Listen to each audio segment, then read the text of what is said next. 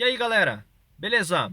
No vídeo de hoje eu vou fazer um resumo para vocês com os 5 principais erros que as pessoas cometem aí ao comprar seus carros usados.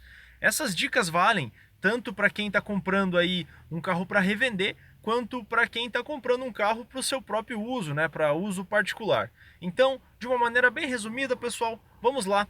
Top 5 dicas para quem está comprando um carro usado.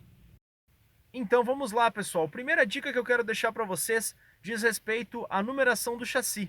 Na tela de vocês, nesse momento, estão aparecendo alguns exemplos de veículos que tiveram aí a sua numeração do chassi deteriorada aí pela ação do tempo. Isso é bastante comum em algumas versões do Fiat Uno, por exemplo. Se por acaso o veículo que você está considerando comprar está com essa numeração muito enferrujada ou ainda ilegível, pode ser necessário fazer a remarcação do chassi. E isso aí tem dois problemas, pessoal. Além da questão de custo, o veículo vai ter um valor um pouco menor na hora da revenda, né? Porque o possível revendedor, a possível pessoa que vai fazer uma avaliação para comprar esse veículo, geralmente paga um pouco menos por veículos que tiveram aí o chassi remarcado, né? Além disso, tem uma outra questão muito importante que eu preciso passar para vocês. Os vidros dos veículos têm parte da numeração do chassi gravadas nele, né? Então o que acontece, pessoal? É outra questão bastante interessante da gente observar. Na hora de comprar o carro, dá uma olhadinha se todos os vidros do veículo têm a numeraçãozinha do chassi ali, né? Caso não tenha numeração, ou ainda essa numeração esteja raspada, pode ser necessário fazer a substituição do vidro. Muita gente que está assistindo pode se perguntar nesse momento, tá, mas não era muito mais fácil raspar a numeração do chassi ali no vidro, fazer um polimento e gravar o número de novo? A resposta é não, pessoal, não tem como fazer isso. Por quê? Quem te garante que essa peça que você está raspando o número do chassi, fazendo o polimento e gravando o número de novo, não é uma peça proveniente de algum veículo roubado? Ao menos aqui no Rio Grande do Sul, pessoal, o Detran é muito criterioso com essa questão de numeração nos vidros. E se caso aí o veículo for reprovado em processo de vistoria por conta da numeração do chassi no vidro, é necessário fazer a compra de um novo vidro, fazer a remarcação desses números do chassi no vidro e apresentar no ato aí da vistoria do veículo a nota fiscal desse serviço e também do próprio vidro que foi substituído. Então acho que é uma dica bem importante, uma questão bem interessante da gente verificar ao fazer a compra de um veículo. A segunda dica que eu quero deixar para vocês diz respeito à estrutura do veículo, mais propriamente dizendo aí, mais precisamente dizendo, a parte de assoalho e a parte de longarinas do veículo. Falando rapidamente sobre o assoalho, pessoal, principalmente a linha Volkswagen um pouco mais antiga, é bastante comum a gente encontrar trincas e até mesmo grandes porções aí, grandes pedaços de ferrugem no assoalho do carro. Outro componente aí da estrutura do carro, que geralmente aí apresenta bastante problema nessa linha, são as chamadas caixas de ar. As imagens devem estar aparecendo na tela de vocês nesse momento. O que acontece, pessoal, não é impossível fazer esses reparos, porém, geralmente isso é bastante caro, pelo menos aqui na minha região.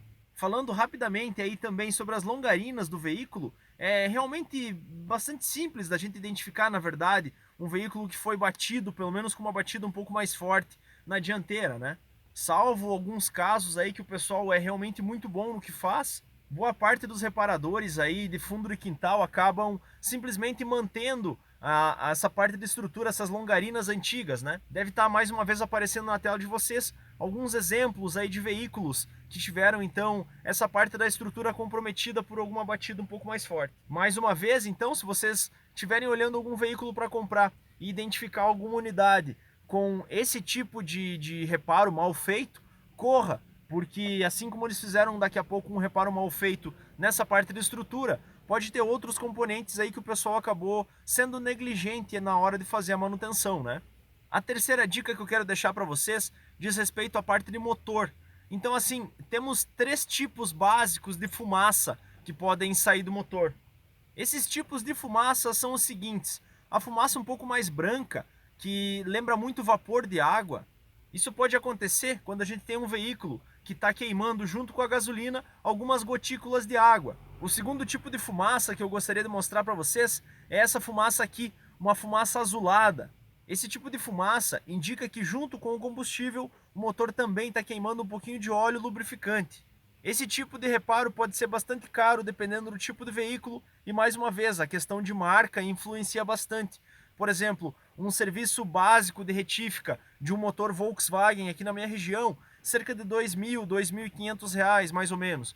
Já um serviço da mesma forma, bastante básico aí para, a gente chama aqui de substituição de anéis, por exemplo, que é um componente interno ali do motor, não sai por menos de R$ 4.000, por exemplo, se a gente estiver falando aí de um modelo, por exemplo, da Peugeot, da Renault, da Citroën, por exemplo. E o terceiro tipo de fumaça que a gente também, não tão comumente, mas de vez em quando a gente acaba vendo, é a fumaça preta. Essa fumaça preta não vem sozinha, ela geralmente vem acompanhada aí de um alto consumo de combustível. Geralmente, esse tipo de fumaça indica que o motor está consumindo muito mais combustível do que seria o ideal, né? Existem vários fatores aí que podem influenciar, desde daqui a pouco pressão de bomba de combustível, se tiver muito alta, tiver algum regulador de pressão com defeito, a gente pode ter aí um consumo muito grande de combustível, talvez até um tipo de afogamento aí no motor.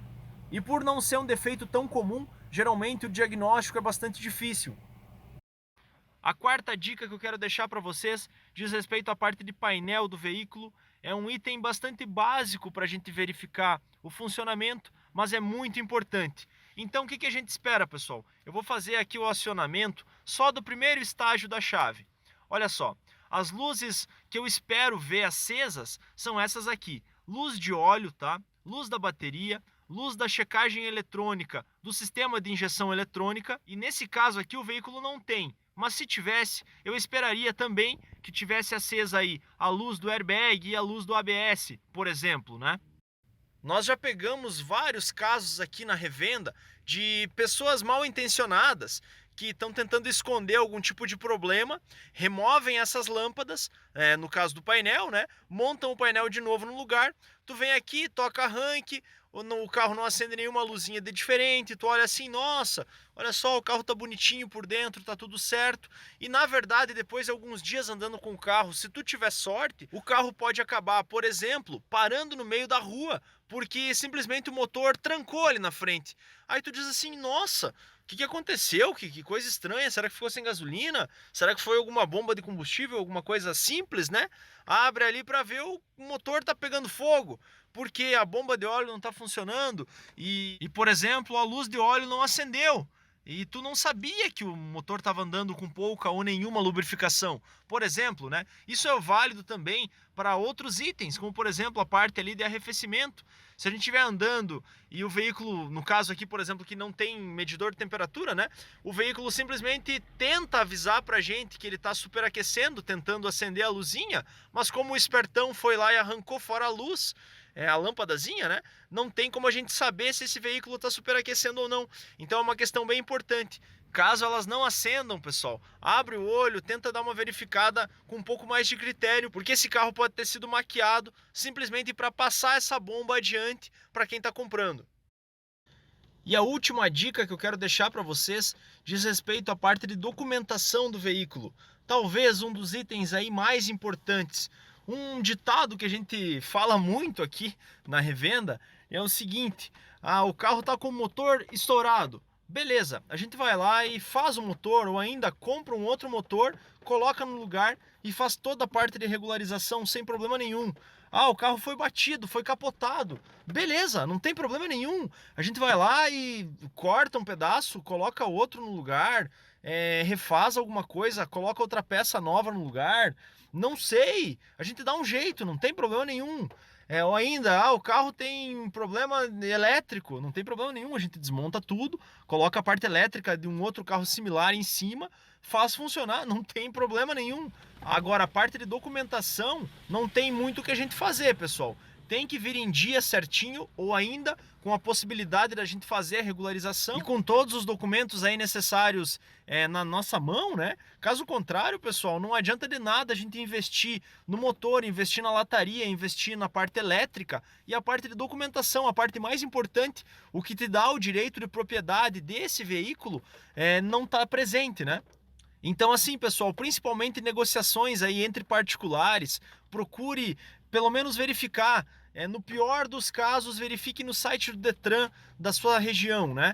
Mas o ideal, pessoal, é pegar os dados do veículo, placa, Renavan, numeração de chassi e levar até um despachante da sua cidade. Você vai gastar aí 20, 30, 40 reais, mas isso não é nada perto do tamanho do problema, o tamanho da dor de cabeça que você pode ter se comprar um veículo com algum problema um pouco mais grave de documentação. Os critérios aí podem variar bastante, porque o Brasil é bastante grande, né?